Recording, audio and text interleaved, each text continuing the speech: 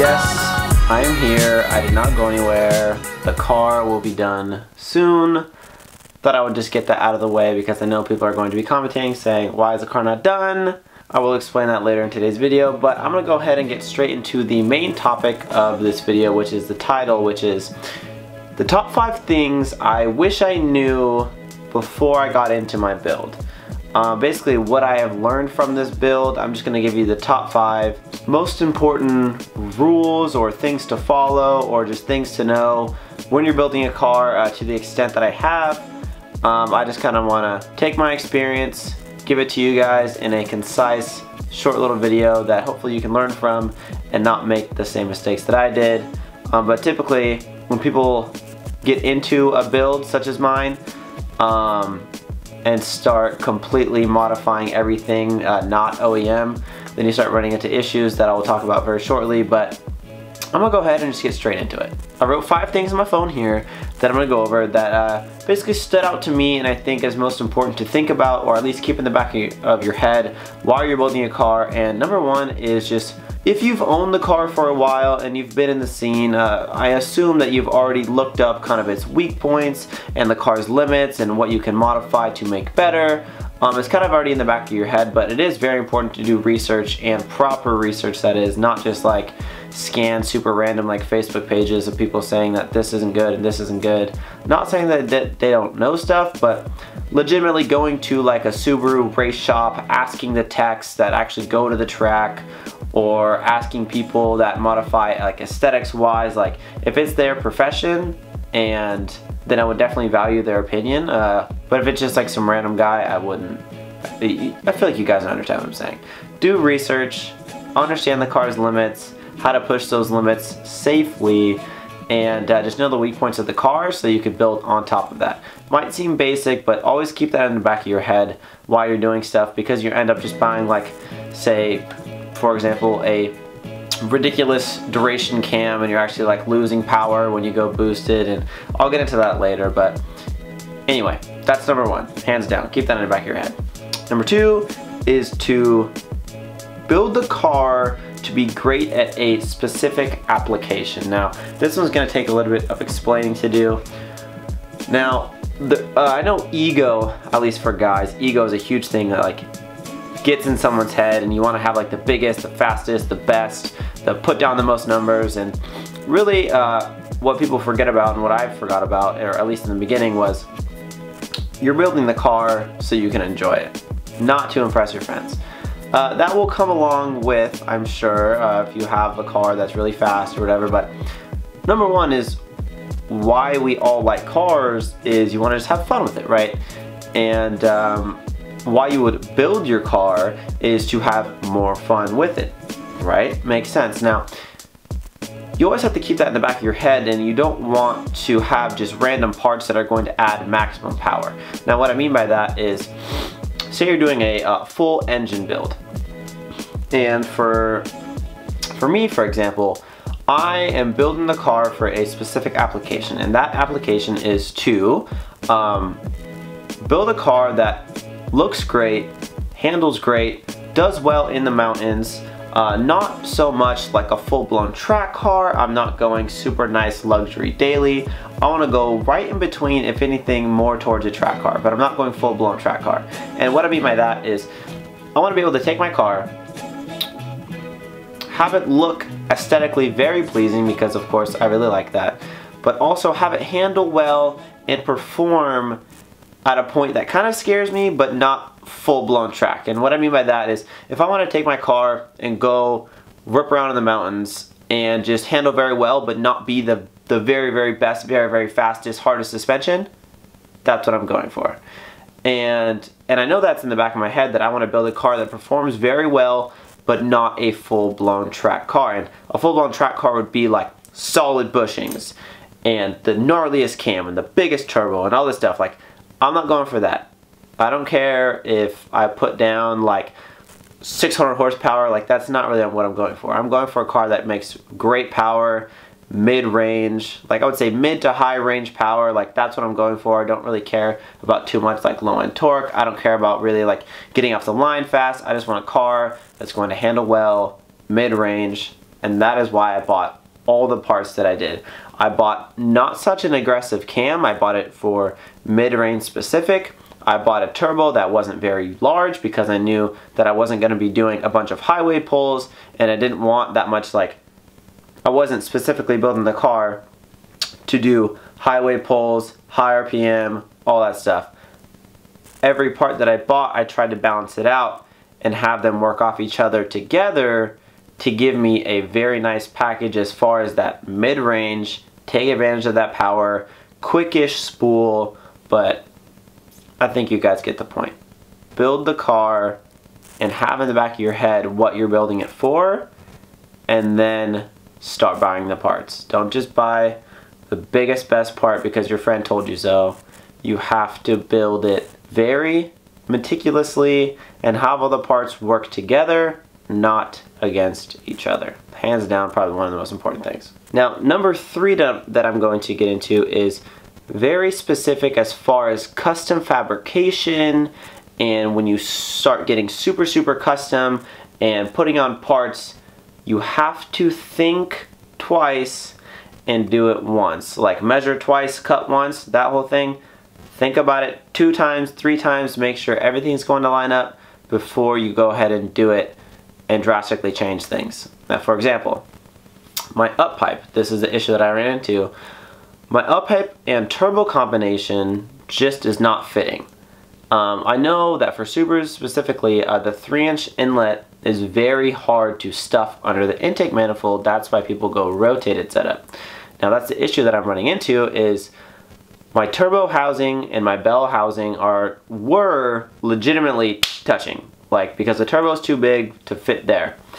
And I have to rotate the turbo a little bit, and in order to do that, I had to shave the bell housing, and in order to get my inlet not to be squished, I had to shave a little bit of the TGV and the intake manifold. There's a little notch that comes out. And obviously I didn't know that prior, and if I would have done a little bit of research, then I would have found out that I could do that before. So what I'm trying to say is it would have saved me time. I put everything together, I was like, oh yeah, the turbo is on, and I was like, wait, I need to shave this, I need to take everything back apart and then shave that stuff. I know if you're doing like a one-off thing, then there is no such thing as doing research prior to that to help you out, but just saying, think about it 2-3 times before you put anything on. Make sure everything's going to line up. Make sure there's nothing that you're going to run into. That's just one thing that I thought is very important.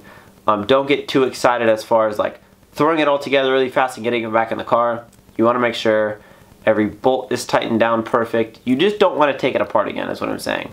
You don't want to take it apart again. When it's going to go on, make sure it is going to go on. Say it's just like a simple, like there's an O-ring or there's a gasket. You only want to squish it once. You don't want to keep squishing it. Oh, whoops, I got to put something else in there before I put this on, and then go ahead and just like, there's a possibility that that gasket or O-ring can get cut, or doesn't want to get squished multiple times over, or just simple things like that. You want to make sure when it's going on once, and that is it. Boom, tips from the top. Number 4 is something that I was really struggling with for a while, and it was legitimately affecting like my well-being, is you have to enjoy the work that you're doing. Now, for example, you can't get too caught up on people hounding you on finishing it or doing something quickly, or why is it taking so long, and getting frustrated with yourself when you're doing a specific build. Yes, your friends are excited, or the people that support you are excited that you're going to do it, but you have to make sure that you take your time and you enjoy what you're doing. Now, you have to think. First, take a step back, stop being so focused on it. Take a step back and think, what are you doing? Why are you doing it? You're building the car because you enjoy working on this car, and you're building it to have more fun with it, and that has to be always in the back of your head. This is only a fun thing. Don't take it super serious. You have to enjoy the work that you're doing, or you're going to get very frustrated, which will lead into basically like affecting your social life. At least for me, I started like not wanting to hang out with my friends, and I didn't want to talk to anyone, and I was just getting super serious about it because I just got really into it and I wanted to get it done. I know it's just because I'm passionate about it, but you can't you can't take it too serious. It has to be a fun thing, because that's just what cars are, to us at least, is you have to enjoy the work that you're doing. And if things don't work out, you have to know it will always be fixed. It's just going to take a little bit more work, a little bit more money, but it will get done, and will get done right. You have to make sure you keep that in the back of your head. And number 5 is, I was kind of already going into it, is to be patient. That's one thing that I've always been really bad at, and I have definitely think I have worked on it, and it has helped me a lot, is just be patient. Stop worrying about getting things done on time. There's no such thing when you're building a car, especially like aftermarket. It's probably not going to work out the first time, as even if you put like a bunch of thought into it. There's going to be things that you run into. There's going to be things that you have to replace that you didn't think you have to replace. I know people are probably nodding their head that have built a car that are watching this right now. They're probably agreeing with me right now. You just have to be patient. You just have to do it right the first time.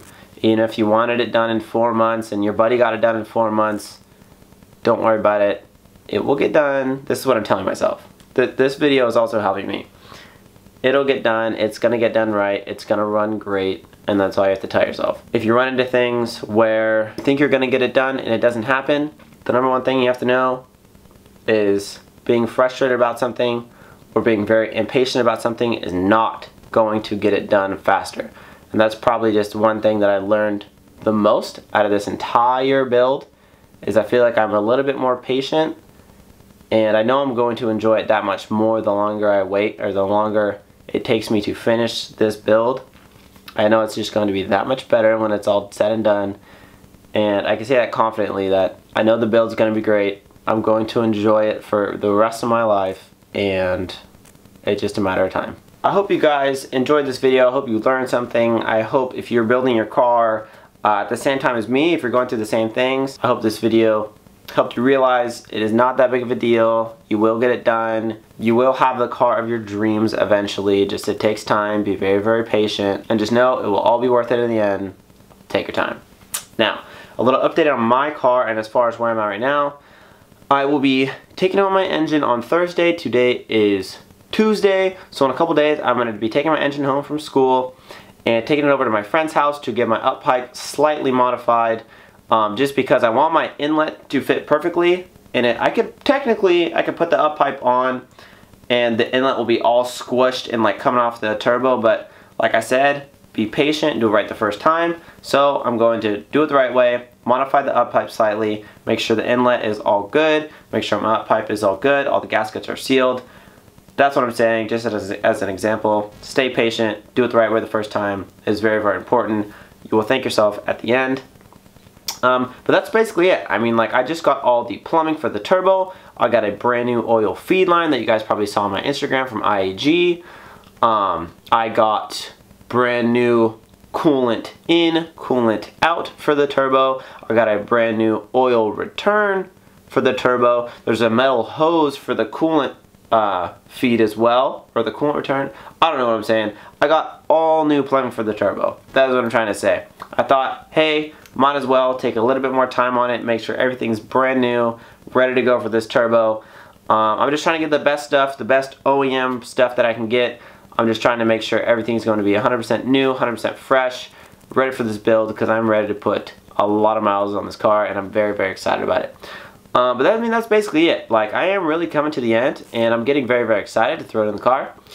But like I said, if something else that I run into comes up and it's going to be another week, then it's going to be another week. I mean, that's really what it comes down to. I want this car finished probably 1,000 times more than you guys do. I promise. I really do. I'm not just taking my time. I'm not just taking this extra time for no reason. I'm trying to take this time because you guys get what I'm saying. Anyway, well, that is the update so far. I will probably be doing a video when I bring the engine home once again. And I'm just waiting on a few parts as far as my hardware for the reinforcement plates for the transmission. They've been on back order. That's another reason why the whole thing hasn't gone together, because those plates need to go on the transmission before the transmission can go in. I got all new seals for the transmission for the axles. Brand new seal for the diff I'm getting. I'm getting these new little clips for the axles. I'm just making sure everything's fresh, everything's good. I think you guys get the point. You guys know how crazy I am about making sure everything's 100% good, 100% fresh. So that's basically where I'm at. There's almost nothing else that I physically can buy for the car, so hey, it'll be done soon. As always, I hope you guys enjoyed this video. I hope you guys learned something. I'm going to catch you guys on the next one. Peace out.